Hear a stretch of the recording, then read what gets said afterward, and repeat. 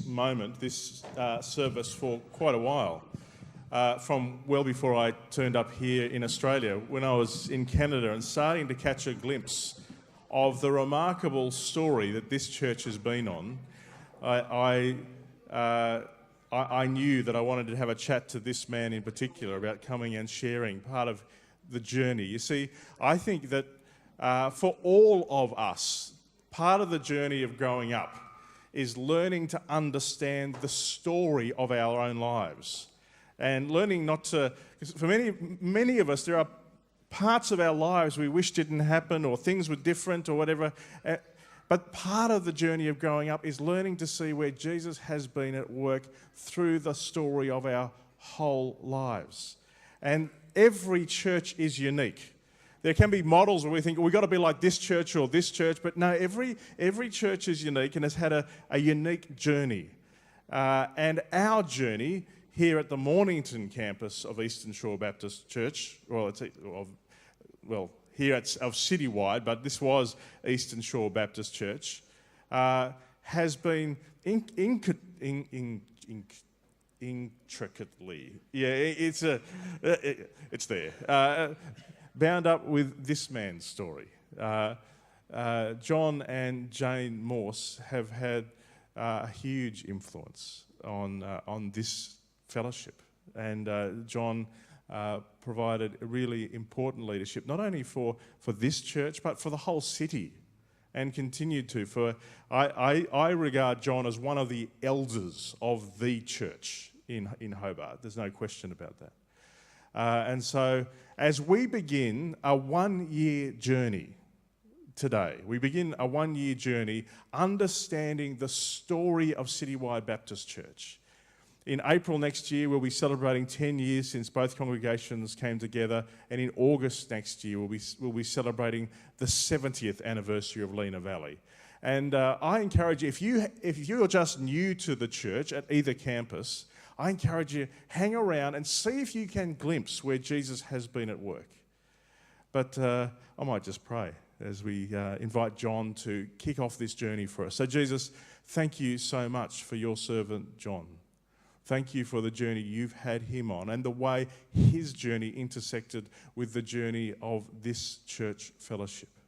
And as we now hear from him, help us hear what you have for us and help us understand ourselves more clearly as we hear the journey and the way you have been guiding and shaping John and prepared him even for this moment. In your name, Jesus. Amen. Thanks, mate. Thank you. Thanks, Matt. And hello across at Lenah Valley too.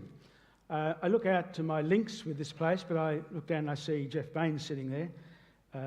One of my first 2 years at uni here in Tassie in the 60s, we're boarding with the Baineses up in Gilston Bay. So hi, Jeff. And then Jane and I were members of the church for 8 years before I became the pastor for the next 12.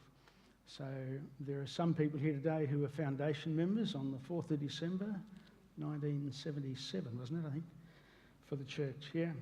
So it's a lot of going back. And I've had an interesting stirring of my emotions and wrestling with God about what to put in today and what to leave out and who should I embarrass or not talk about or whatever. So it's been quite an interesting journey. I'd like to share with you some recollections. They're my personal ones. But sometimes your recollections will be quite different, but some among so many. I remember in 85, 86, David Pawson came for an Easter weekend, and Rosny College Auditorium was filled bottom and top with people from across the state who came to hear him. And David Pawson was interested in wanting to marry together the evangelical and the charismatic. And for some people that was a bit uncomfortable, and some people that was great. And it was an interesting time and opened up things for us. I think today there's a far better perception of the Trinity, God the Father, God the Son, and God the Spirit together. And so there's a healthier perspective of Trinity, probably because of that work through the 60s, 70s, 80s of the charismatic movement of the time. Today, people still, at times in churches, I think, are still wrestling with the balance between word and spirit. So do we stay just truthful to the word and preach it, or how much do we say we welcome the Holy Spirit to come and distort us and stretch us and do things with us. Are we open to that? And I think here in my early days here, that whole thing mushroomed. And when something mushrooms and grows quickly, we haven't always had the experience to know what to do with it. And so you make a few mistakes along the way. I remember some meetings up in the home of David and Heather Stephen where these things were wrestled with. I remember working with a group of people at the old church office in working through a book by David Pyches called Come Holy Spirit. Delightful book. I had people wander into my office at times and say, the Lord gave me this vision. I don't know what to do with it, so here, it's yours. What am I supposed to do with this? So I opened the drawer, shoved it in and said, I'll put it in there for the moment, we'll talk about it later. Well, the next day, somebody wandered in and they said, the Lord's given me this picture and I'm up against this wall and this is where I am and I don't know what to do. And I just opened the door and said, I've got the picture for the other side of the wall that you're standing at. Now, how do you explain that? You don't.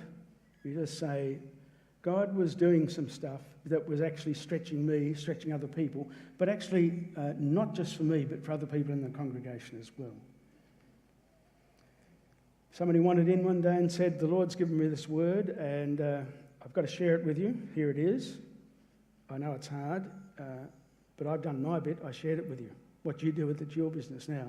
And out they walked. And I sat there a bit dumbfounded and thought, Lord, what are you doing? So all this stuff was happening. Someone may recall that David Metcalf came from New Zealand and out at Orford one weekend at the church camp, he had a delightful series of teaching with us too. For me, it was very encouraging, very grounding. Someone who had good experience in this area who was giving good teaching and some good common sense about the work of the Spirit within the church. I have down in my bag my little dog collar I was given from this church. Literally someone went and had it made up and it's engraved and it sits there as my dog collar for when I was ordained in this church. I remember when the church was the other way around, standing in that corner, playing Peter in an Easter play and calling curses down on myself that the person back in this corner of the church would be going oof like that. Just some of those productions, people like Carpy and Leo and others who sponsored put for us and had us going, very creative. But I felt almost curdled in my own blood at some of that stuff that was quite powerful. So just going back in. I remember particularly baptisms off the slipway at Rosny and at Belrive Beach and the stories that go with them in people's lives. I remember Leo Wanders doing series of children's stories and one Sunday in his pirate series watching a parrot on a string fly right across here, which was quite interesting, innovative, put a smile on everyone's face, about as much as when Pete Dishington one day rode up on his motorcycle across there and down through the other door. Leo is a very creative person in that process. And that's part of the things that, well, it's about giving permission for some of that to happen. Not that I did it, but other people did that. It was great. The picture that we see there of Pat Barnard and Tam Dell encouraging people to wear hats on the day, it made the editorial in the Mercury actually as a response to what it means to be community and care for each other. Quite an amazing thing. It's an honour to be welcomed here today, and I owe to you to share with you today in the context of the impending 40th. My pastoral call began as an adolescent in Wynyard Gospel Hall, and a matter of church discipline took place with a young couple, and I felt aggrieved in my heart that it wasn't how Jesus would have handled it. And I felt God say to me, the sense that when you grow up, do something to do pastoral care better than leaving people sliced open by what happens.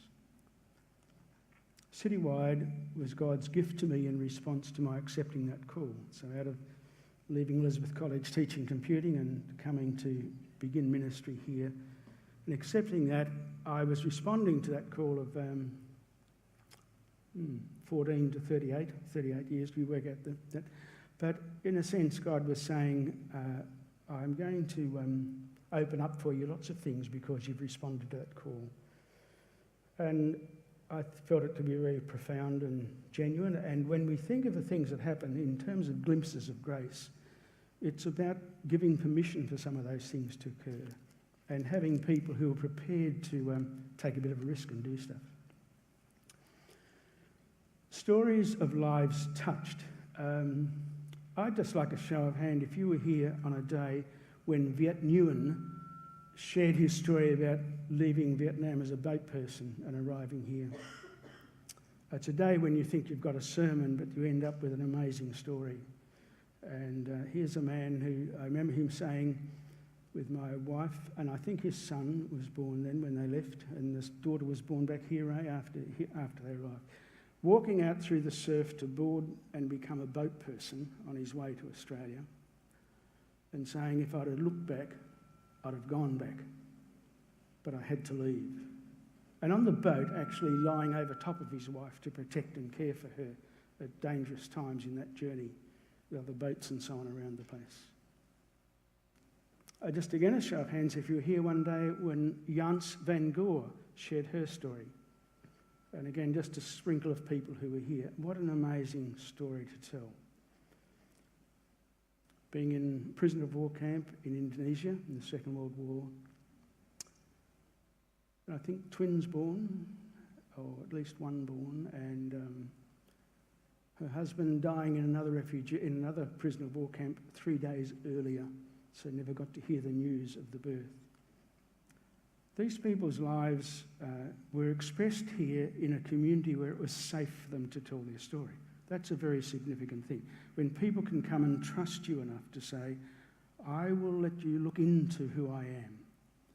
What a delightful thing, what a pleasure. What a trust to be honoured and not gossiped about, but certainly something that to be encouraged and delighted in. I remember Pam Gain setting up a little computer app at home up at Collinsville at the time, and having the opportunity to type up her story. And I talked with Pam about that this week, and just how significant it was to, again, a place to tell my story. Not that it became a public thing, but this became the place where there was a safety to tell my story, and let it grow me from there on in lots of good things that came from that. Not necessarily easy things, but good things, healthy things to go through. Eddie's story. Eddie Rogers was in prison, and he was witnessed to by a dear Christian man who had to spend 6 months in prison, and he became a great evangelist in the jail. A number of people were pointed to Christ by him. And Eddie said one night on his prison wall, he saw his life being played like a video as God spoke to him, and that was the point of his conversion. And so as a very alcoholic, very criminal man, he never went back to drink till his life ended. He never went back to crime. But I remember one day in Rosny Auditorium in a church meeting, him standing up and letting fly, really say, and having a crack at the middle-class church that wouldn't employ him as a pastor, and yet we'd employ somewhere else. And it's one of those stunned moments, you know, if you imagine a church meeting, boom! And down the front, Bill Hearn stood up and he just turned around and he said to people, look, you know the man's story? What else would you expect trying to cope in his journey? Don't get upset, don't get flustered, just let's get on with that. We can catch up later on and sort that out. I spent the afternoon with Eddie. But little things like this where not only did we reach out and do things, but we gave people space and there was genuine love and acceptance in the process. A place of safety, a place of acceptance. Another thing was that we needed to be trained to care for people. If we're going to say, please come, there's no point in saying come if we're not prepared before God to be able to welcome and minister with people. So one of the people we brought down was Doug Sutherland from New South Wales, a Baptist pastor at the time, and literally the best counsellor I've ever met.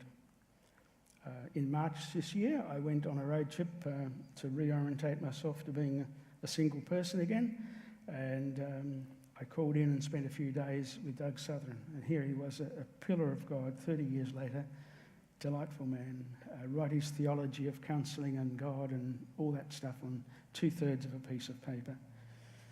But he came several times and helped train us in how to care for each other. So some core people were involved in that. Delightful times, but it meant also that we were saying to our own people and people who would like to come, please get yourself ready if you're going to, again, welcome people from broken backgrounds, and we ourselves are broken people. How are we going to make that a safe and healthy place for them? I think in my own life I see pairs from God. The study I'd done theologically before I arrived here didn't really involve much about pastoral care at all. So God said, okay, John, here's 2 people to meet in prison, Eddie and 1 or 2 others. So you learn something about that. Now, here are 2 people who are close to the church, on the edge. I want you to react to them. You'll find them in mental clinics with mental health issues.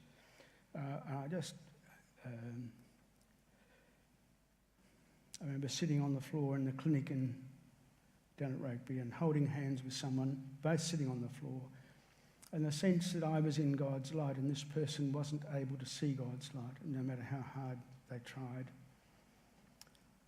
And she said to me, John, I didn't think you'd visit me here. And I said, why? She said, well, if you saw me like this, I thought you wouldn't let your children play with my children again.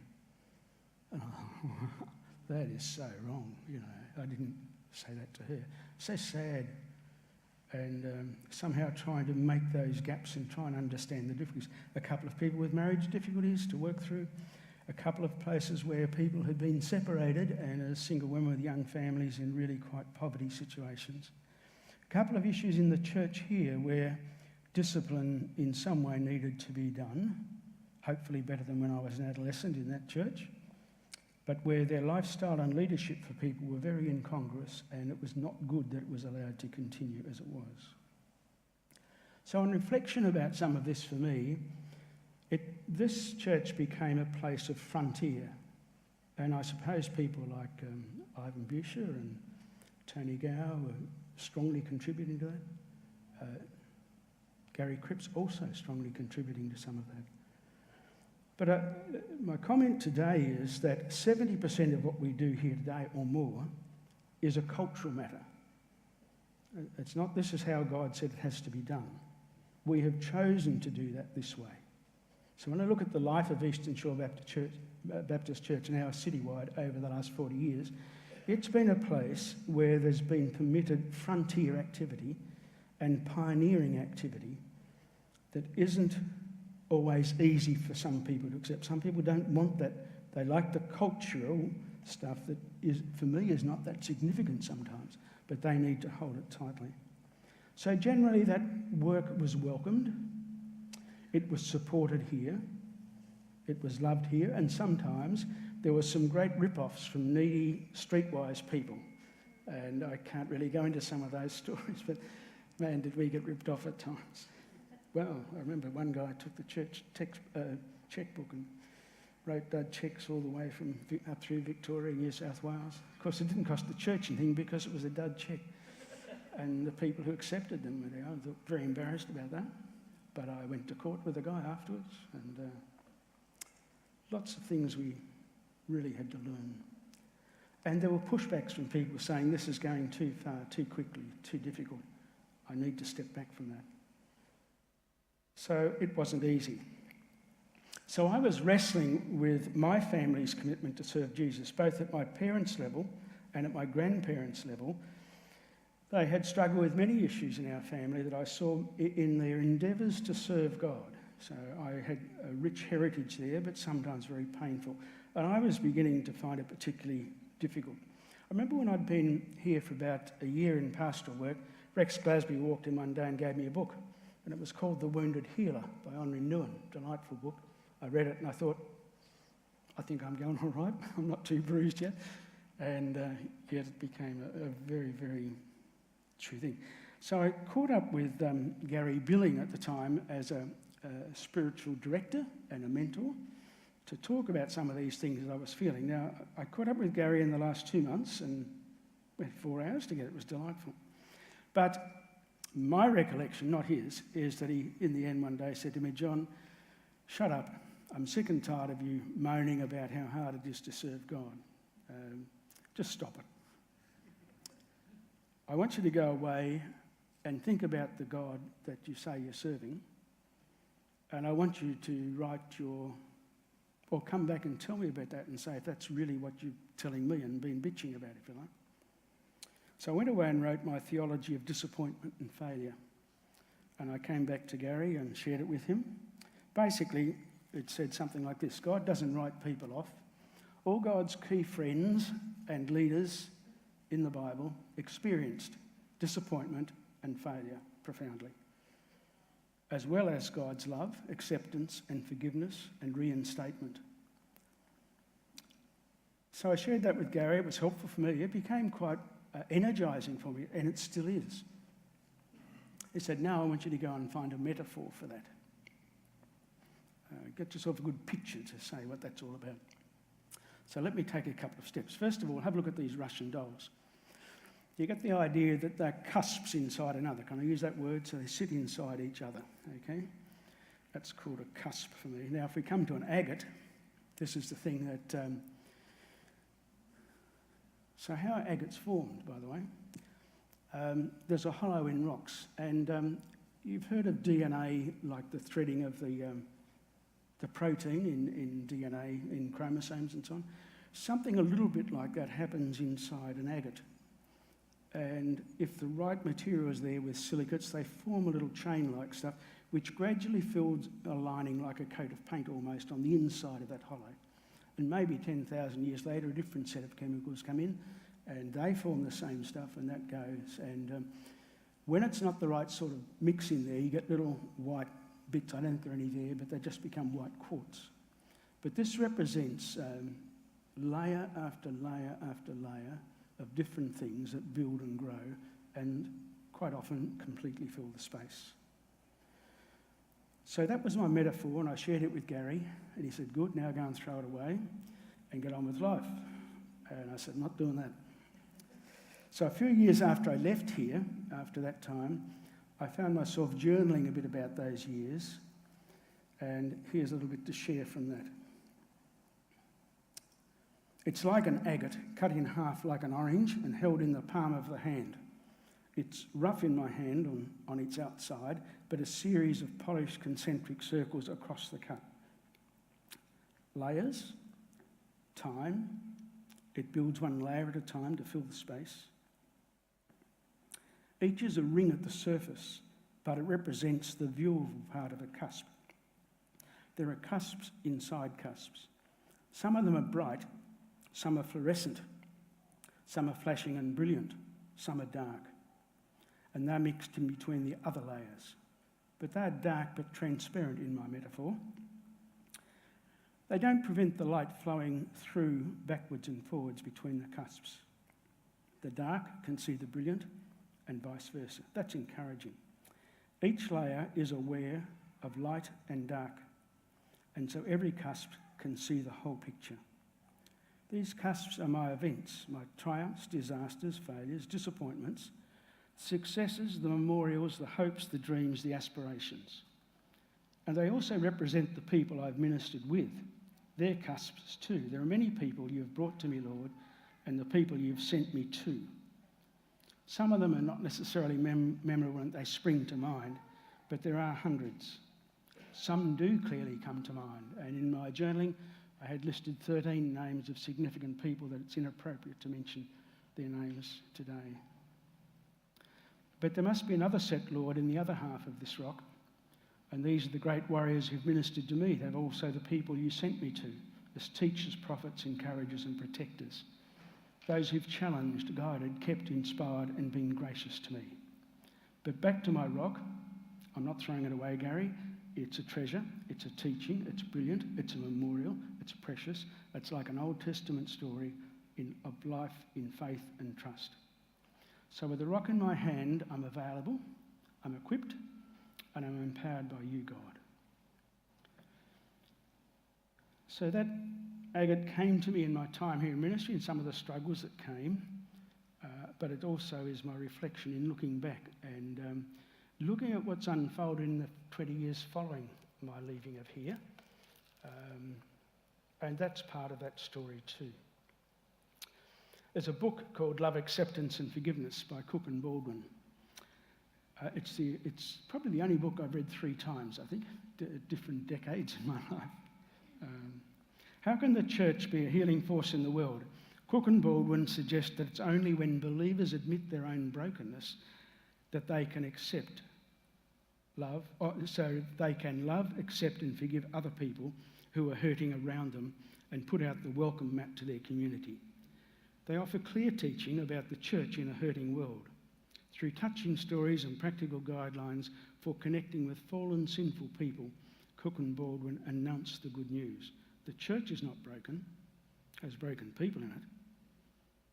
And it's the broken people who then can help change the world under God's hand. I found in the time in my ministry here, very soon into it, that I took a lot of help from going on retreats with other ministers and having people to mentor me through life. Just meeting with them once a month and probably every 2 or 3 years changing the person I listened to or worked with. And they walked with me through my journey. But it was about, in our lives, needing to make space and time to rest in God, to speak plainly to God, and to set aside a day to listen to God and hear his voice. Ask him for a picture for the time about what's happening now. And so for 30 years, that's been my practice, both with retreating on my own, with joining with other ministers, just setting that out and having my own mentors. And I'd recommend that to you to think about, that we have RDOs, we take days off, we get some leave, but 4 days a year spent with God, one every quarter, go to Russell Falls for the day or find a shack somewhere by a beach, or if you have a home that's quiet and you can do that, setting aside time to listen to God doesn't need to be too onerous. It can be quite delightful. In my own journey here towards the end, there was disunity. I think in my own head I was short-sighted about aspects of mission and about aspects of the fact that not everyone was happy with everything that was happening. Some of that could have been easily adjustable, but I was relatively young then and naive, and other people had their egos to work out as well. So there were things that were not good. A difficult end for me, and I think on reflection, probably I lacked training and skill and courage to address some of those things.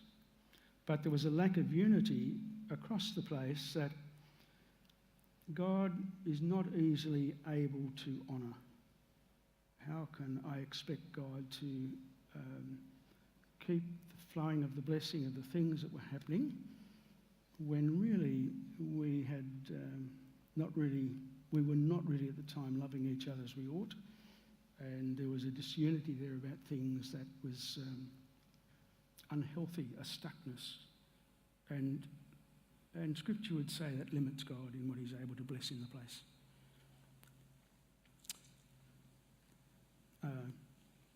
There she is. Do you remember Jane? What a delight. Woohoo!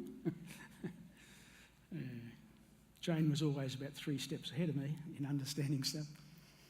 When I came to finish here at the church, came to a church meeting and resigned, and some people here would have been there. But I went home before that and said to Jane, the Lord's given me a picture that lets me say easily, it's time for me to finish. It was like having a draft horse on my grandfather's farm. It'd carry hay bales all day on a dray, stacked up really high. You come to the end of the day, you unharness the horse, you brush it down, feed it, water it, give it a slap on the rump and send it out into the paddock. The horse is not done. It's got strength for another day, but this day is done. There's a picture God gave me. And I was content with that. I believed in that, accepted that. So I shared it with Jane. She said, oh, good. I've been sitting on my picture for about 3 weeks, just waiting for you to catch up. I knew that it was time to finish. And well, it had been some months of wrestle anyway, but many of you will know Jane as a deeply spiritual person who was an enormous blessing in many people's lives. Just no two ways about that. And I'm coming up for the anniversary of her death next month, about the same weekend that this place celebrates its 40th, actually. So I remember Jane with a smile on my face. It is delightful. At the farewell, when I finished here, the church gave me one of Bob Cure's portraits of Frenchmen, or pictures of Frenchmen's cap. It's still hanging in my bedroom. Delightful picture. And I remember speaking about the fact that I was leaving, but I had in my own spirit diamonds and pearls.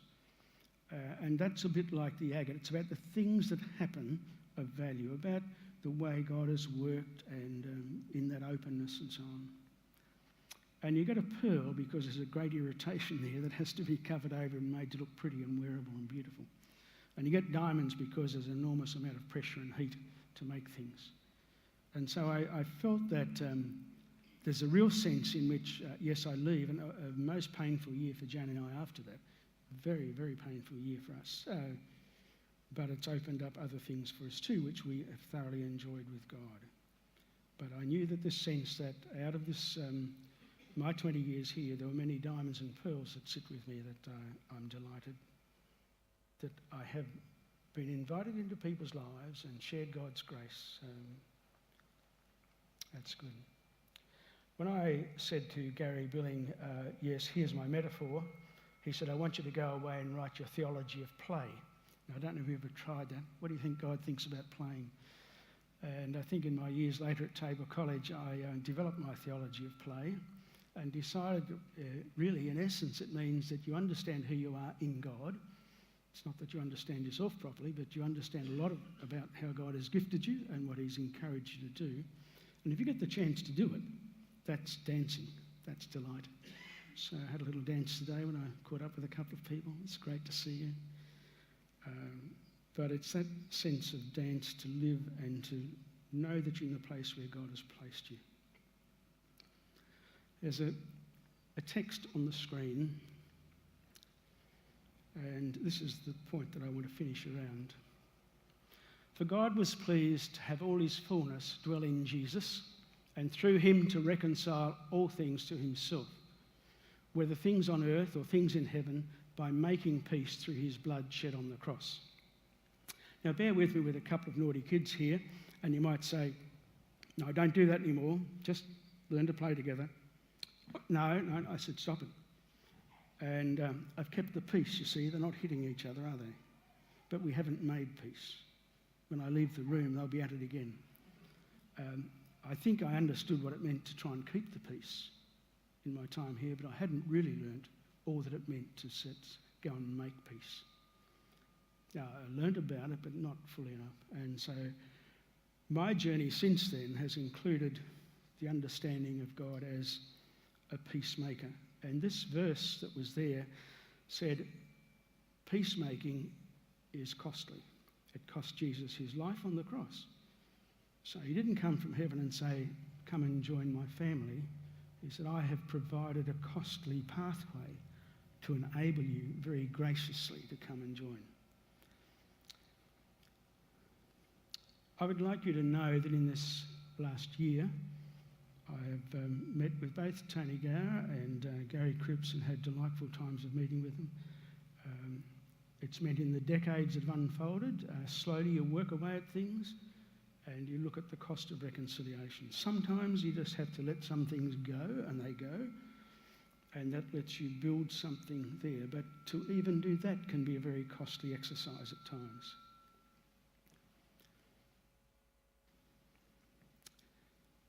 I think the message that I would like to leave in thinking about the next years going ahead would be just to always hold very powerfully the importance of unity, the importance of going and making peace, and to do that appropriately. I mean, you can be clumsy and like a bull in a china shop and ruin an attempt to make peace. Sometimes you can't get agreement in peace, but for you to let go what needs to be let go and be at peace and to live with God is really important.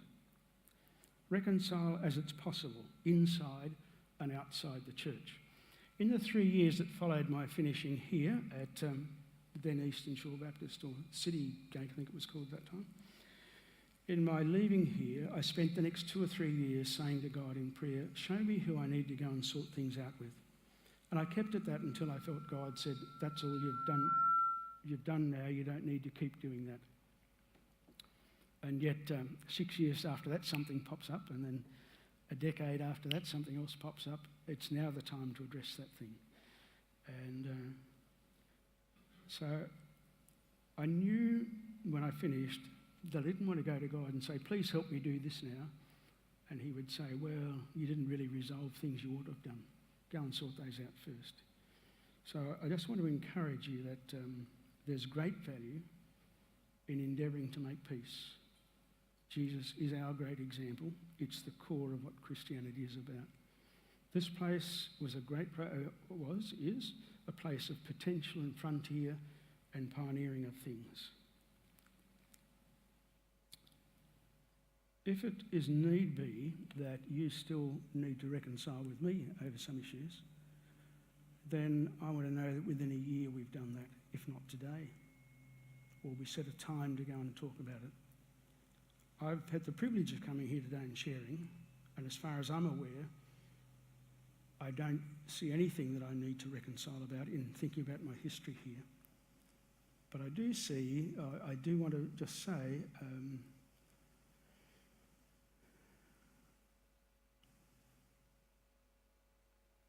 sometimes the things that happen scar people, scar me perhaps, and scar them. And so I'm just saying, if there's still something that you need to sort out with me, then please see that as important for your freedom and for my education. So my purpose in sharing today is to encourage you to have a really great clean slate looking into 2018, that you will want God's grace to operate here powerfully, that you will see yourselves as sitting on a frontier, that you'll see yourself as being in a pioneering place. And I must say that in my talking with Matt in preparing to come, I see every potential under God for him to give leadership for that. Thank you.